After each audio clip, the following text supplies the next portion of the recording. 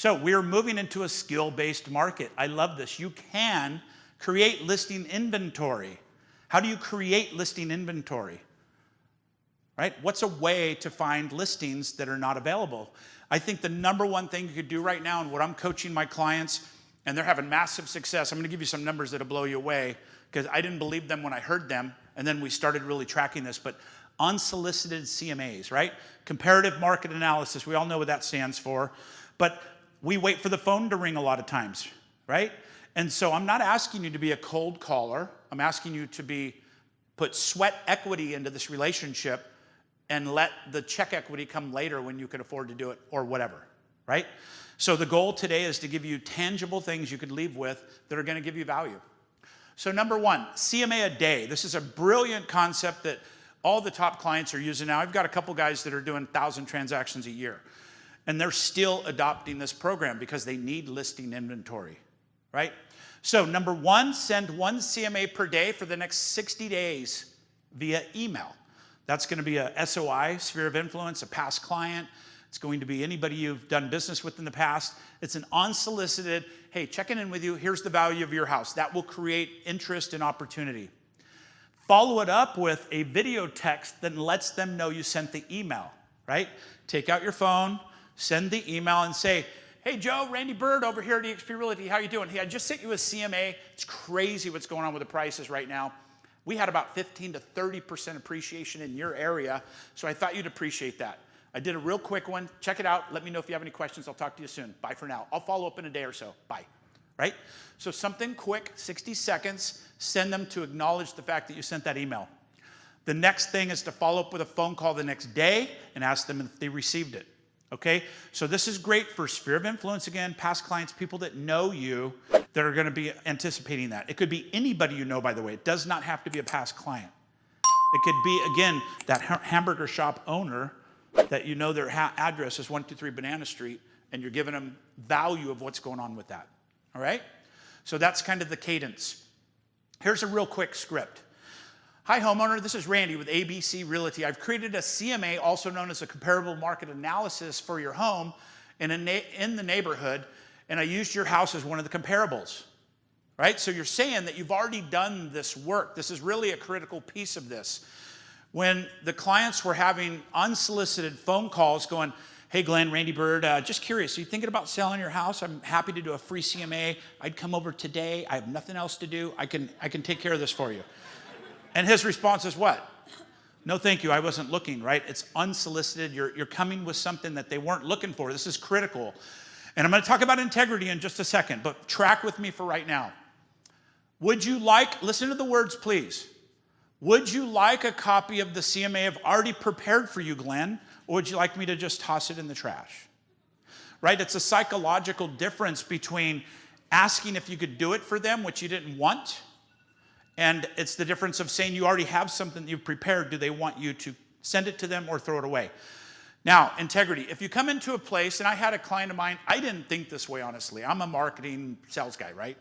But I had a client, and she's like, ooh, I can't say I did something I didn't do. And I'm like, I'm not saying lie to them. I'm saying prepare it for the neighborhood prior, right? And we're all realtors. We understand this. If we do a CMA in Eagle Crest and there's 100 houses, we're using 4 or 5 cells. We're using everything that we could see for the last 6 months, year, whatever we need to do. Effectively, you've encompassed everybody in that area, have we not? That's my belief.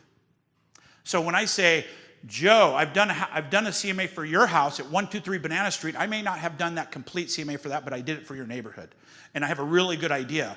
And then if you say, yeah, send it to me, do a cloud CMA, do something that's 5 minutes, and then get it to them with a parameter, right? So if it comes out at 470, I'd go 425 to 500. I need to come out, validate all this. But this is a great way to have a conversation. And so we went from about 1 out of 25 cold calls of people that were curious about what their house is worth. I'm not selling, drop it off the door. I don't want to even give you my email, right? 1 out of 25 to 4 out of 10. So that number startled me when I heard it. I was like, 4 out of 10, that's a lot. 40% from cold calling. But if you do it correctly, I'm going to show you that this actually can and will work, right? So back to the script. It's Randy Byrd with ABC Realty. I've created the CMA for you, also known as a comparative market analysis for a home in your neighborhood, and I used your house as one of my comparables. Would you like a copy of the home valuation report, or shall I just toss it? Question mark, stall, wait, right? See what happens. If they say, no, thank you, I'm never moving, no problem. I could email it to you anyway. You could look at it, keep it forever. You don't have to move, right? Again, it's unattached to that outcome. And then they're going to say, yeah, I'd love to see a copy of it. Can you just drop it off? I go, I can, but it's like 48 pages, color pictures. It's beautiful. Just, I won't bug you on the email, right? But effectively, I want to gather that client into my web of that communication, right? Because then I can start market reports and things with their permission, right? Again, I want you to think of this as a service call, not a sales call. Really, really important. Service call, not sales call. If you get sales breath on them, it's going to come out. This is a service valuable call. And I treat it just the same. So that leaves that unattached feeling to it, right? If you're like, I'm unattached, I'm just calling 100 people today to see who wants a copy of this report that I spent this hard-earned time building around 100 people, right? So that's kind of the concept here. Okay, if your business life depended on taking a listing this week, what would you do?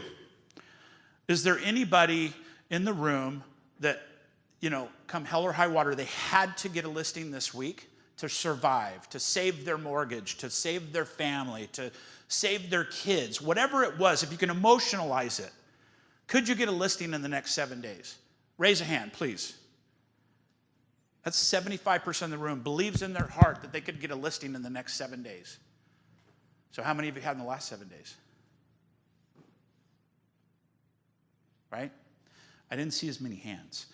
And so again, I think this starts with a mindset. It starts with a belief that you're doing a service for them, because then you lead with a servant's heart and you're not coming from a place of nervousness, commission breath. So the more lines in the water, the more fish you catch, right? What this means is there's a lot of broad horizons of opportunities you could do this, right? So number one, pick a sphere that you've preferably sold houses in, right? If you could pick an area, geographic farm that you're using. If you own a complete city, like some people in this room, then you're well known and you have street credit, you can make it a broader thing. But if you're not known and if you're new, emerging into the market, what you could do is pick a subdivision you're familiar with. It could be your own subdivision. Usually that's our highest level of understanding. Or it could be a subdivision that we've sold 2 or 3 homes in, or we have an active listing in, even better. Because again, it's going to give you street credit in this conversation. Hey Glenn, it's Randy Byrd. I know you don't know me, but I'm over here at eXp Realty, and I have a house listed around the corner from you on 123 Banana Street. You might have seen it. Have you seen that house? Are you curious about what it's going for? We did a recent CMA, comparative market analysis, on that house as part of our listing plan, and we included your house in that comparative market analysis. Love to deliver it to you. What's the best email for you? Right? It's assumptive. It's not salesy. It's just I'm unattached to it. Right? He's just one of the 100 that I'm going to touch today. Right? Okay, so a way to spread that out is you could do sphere of influence, past clients, your friends. It could be in your groups, Optimist, Exchange Club. It could be all that you're offering this phone call to offer them as a service, right? Hey, we're in Rotary together, and as a gift and a kind of a contribution to the Rotary people, I'm doing free CMAs. I've already done it, actually, on your house that's published in the publication. I was just curious, how do you want me to get to this? How do you want me to deliver this to you? Right? It's more assumptive and service-related than it is that salesman like, hey, are you thinking about buying, selling, or investing in real estate? I can help you. That's a great script, by the way, but it's different, right? Andrea, how's the market right now? I love it. She's been listening.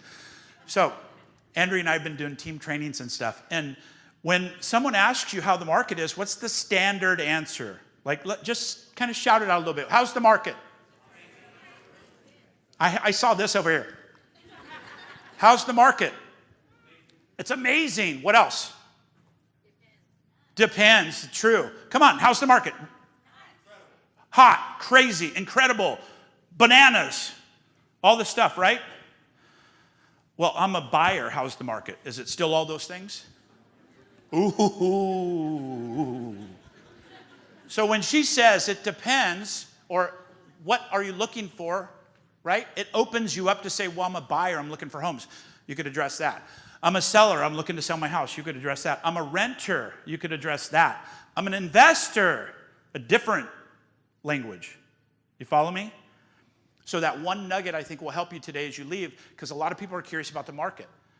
And you could just say, well, it depends. Are you a buyer, seller, investor, or renter?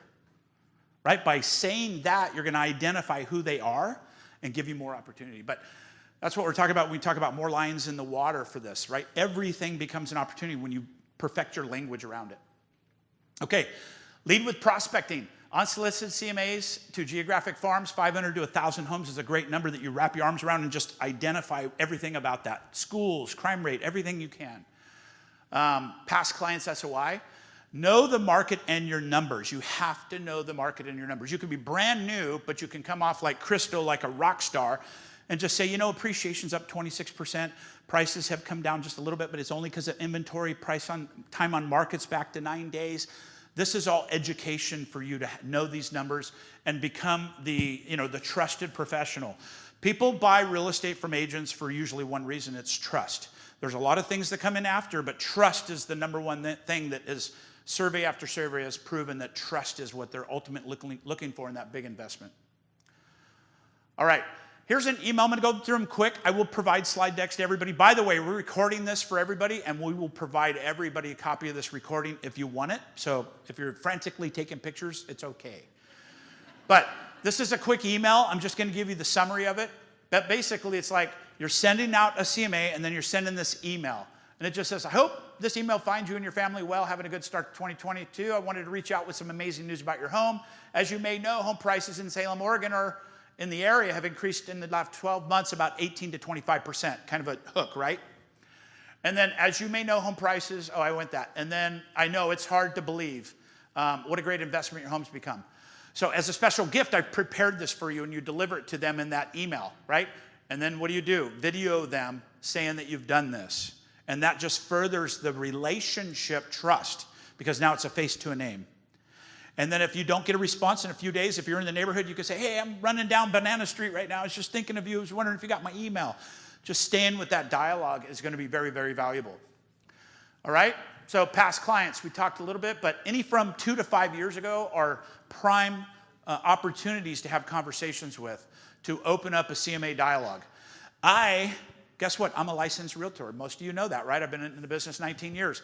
I'm not selling my house. I'm not even interested in selling my house. Redfin has an app that's really pretty special, right? I'm not one to talk down to other companies. I like to acknowledge what other companies do, and I think there's room in the sandbox for all of us. But Redfin got me. They got that hook. And they did it by saying, hey, your home's value is this, and we've proven it. And I'm like, proven it? That got my attention, right? I'm in the business. And then the very next thing was, your home's value is this amount. And I was like, really? I didn't know that. It was more than I expected, probably by $75,000. So all of a sudden, I'm in the business. I got for sale signs in my carport. I'm not selling.